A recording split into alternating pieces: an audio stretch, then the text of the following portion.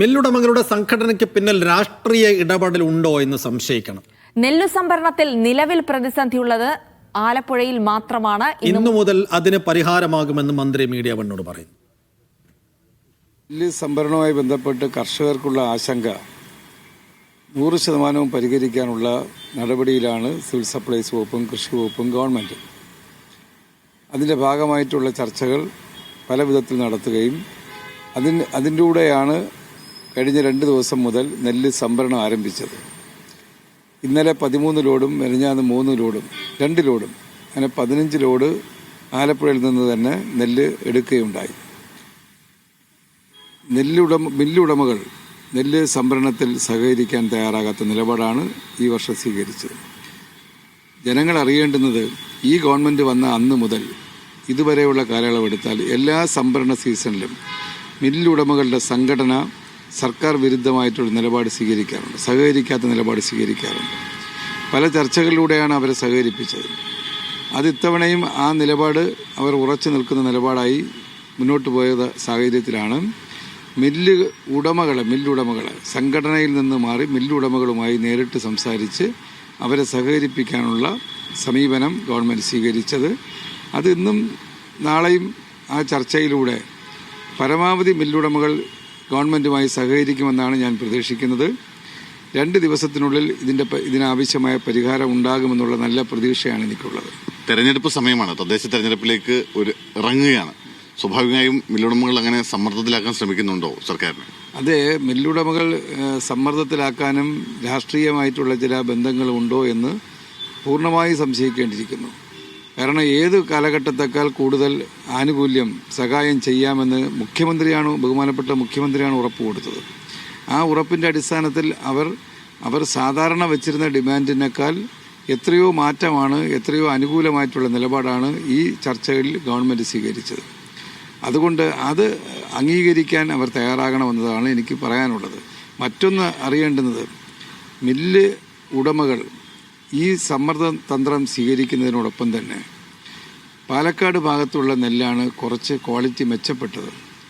അവിടെയുള്ള കർഷകർ നെല്ല് കൊയ്ത്ത് കഴിഞ്ഞ് നെല്ല് അവരുടെ വീടുകളിൽ സൂക്ഷിക്കുകയാണ്. ആ വീടുകളിൽ പോയി 21 രൂപ 22 രൂപ നിരക്കിൽ 30 രൂപ ഗവൺമെൻറ് കൊടുക്കുമ്പോൾ അത് വൈകുമെന്നും അത് കാലതാമസം ഉണ്ടാകുമെന്നും നെല്ല് സംഭരണം നടക്കില്ലെന്നുള്ള പ്രചരണം കൊടുത്തുകൊണ്ട് 21-22 രൂപയ്ക്ക് സംഭരിക്കുന്ന നിലപാടാണ് ഇപ്പോൾ സ്വീകരിച്ചു വരുന്നത്. അങ്ങനെ കർഷകനെ പ്രയാസപ്പെടുത്തുന്ന, കർഷകനെ ദ്രോഹിക്കുന്ന ആ നിലപാട് ഗവൺമെൻറ് കണ്ടുകൊണ്ട് നിൽക്കില്ല എന്ന് ഇന്നലെ തന്നെ വ്യക്തമാക്കിയിട്ടുണ്ട്. സപ്ലൈകോയുമായി ബന്ധപ്പെട്ട ഉദ്യോഗസ്ഥർ കൃഷിക്കാരുടെ വീടുകളിൽ പോയി പച്ചച്ചീട്ട് കൊടുത്തുകൊണ്ട് നെല്ലെടുക്കാനുള്ള നടപടി ഇന്നു മുതൽ ആരംഭിക്കും. ആ നിലയിൽ കർഷകന് ഒരു ആശങ്കയും വേണ്ട.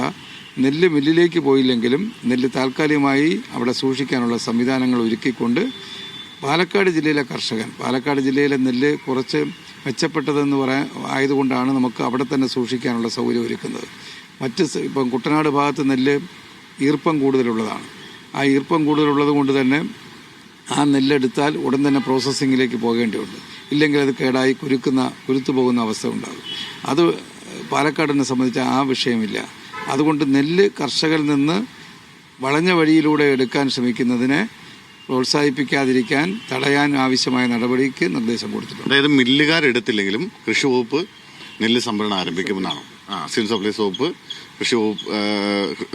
വകുപ്പ് നെല്ല് സംഭരണം ആരംഭിക്കുമെന്നാണ് പറയുന്നത്. അതെ, മില്ലുകാരെടുക്കാത്ത സാഹചര്യമാണെങ്കിൽ പോലും എങ്ങനെ ഒരു ബദൽ സംവിധാനം ഉണ്ടാക്കി കർഷകനെ സഹായിക്കാമെന്നുള്ള ആലോചനയാണ് കഴിഞ്ഞ ദിവസം ഞങ്ങൾ നടത്തിയത്.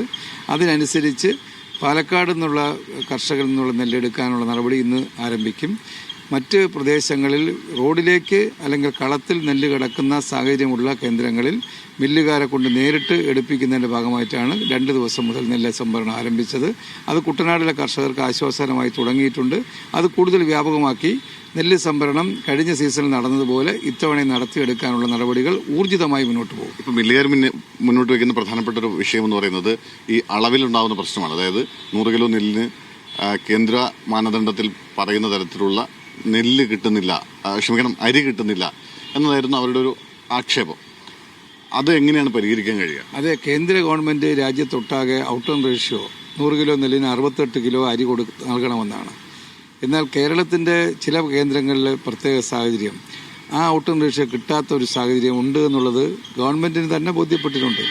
അതുകൂടെ പരിഗണിച്ചുകൊണ്ടാണ് ഇത്തവണത്തെ ചർച്ചയിൽ ബഹുമാനപ്പെട്ട മുഖ്യമന്ത്രി പറഞ്ഞത് ആ കുറവ് 68 ലഭിക്കാത്ത ഒരു സാഹചര്യം ഉള്ള പ്രദേശങ്ങളിൽ നെല്ലെടുക്കുന്ന മില്ലുകാർക്ക് പ്രത്യേക പരിഗണന നൽകി ആ നഷ്ടം ഒഴിവാക്കാനുള്ള സഹായം ചെയ്യാമെന്ന് 100% ഉറപ്പ് കൊടുത്തു. ആ ഉറപ്പ് മുൻകാലങ്ങൾ കൊടുത്തിട്ടുള്ളതല്ല, കഴിഞ്ഞ 3 വർഷം. ഇത്തവണ മുഖ്യമന്ത്രി അങ്ങനെ ഒരു ഉറപ്പ് കൊടുത്താൽ സ്വാഭാവികമായും ഏതൊരു മില്ലുടമയും അതിനെ അനുകൂലിക്കേണ്ടതാണ്. അനുകൂലിക്കുമെന്നാണ് ഞങ്ങൾ പ്രതീക്ഷിച്ചത്. അന്ന് രാത്രി അവർ സമ്മതിച്ച് പോയവർ രാത്രി ആയപ്പോഴാണ് തിരിച്ചു വിളിച്ചു പറയുന്നത് ഞങ്ങൾക്ക് സഹകരിക്കാൻ കഴിയില്ല. അതുകൊണ്ടാണ് ഞങ്ങൾ സംശയിക്കുന്നത് ഇതിൻ്റെ പിന്നിൽ എന്തെങ്കിലും ഗവൺമെൻറ് വിരുദ്ധത, ആ ചിന്ത, ആ രാഷ്ട്രീയം കടന്നുകൂടിയിട്ടുണ്ടോ എന്ന് മില്ലുടമകൾ ഓരോരുത്തരും ചിന്തിക്കണമെന്നാണ് സൂചിപ്പിക്കാനുള്ളത്. ഈ കേന്ദ്ര ഫണ്ട് കിട്ടുന്നില്ല എന്നുള്ളത് വലിയ പ്രശ്നമായി നമ്മുടെ മുമ്പിലുണ്ട്. അതുകൊണ്ടാണ് മില്ലുകാർക്ക് ഒരു ആശങ്ക, ഈ പൈസ കിട്ടുമോ എന്നുള്ളൊരു ആശങ്ക അവർക്കുണ്ട്. അവർക്ക് ഇതുവരെ ഒരു കുടിശ്ശികയില്ലല്ലോ.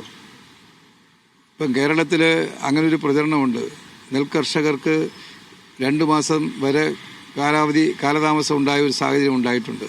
എന്നാൽ ഇന്ന് ഇതുവരെ സംഭരിച്ച കോടാനുകോടി രൂപയുടെ നെല്ല് സംഭരിച്ചപ്പോൾ അതിൽ ഒരു സിംഗിൾ പൈസയുടെ കുടിശ്ശിക ഒരു കർഷകനുമില്ല. എന്തായാലും ആശങ്കയ്ക്ക് അടിസ്ഥാനമില്ല എന്നാണ് അല്ലേ? കർഷകന് ആശങ്ക വേണ്ട, കർഷകന്റെ കൂടെ ഗവൺമെന്റ് ഉണ്ട് എന്ന് 2 ദിവസം കൊണ്ട് തെളിയിക്കാൻ കഴിയും. Okay, thank you.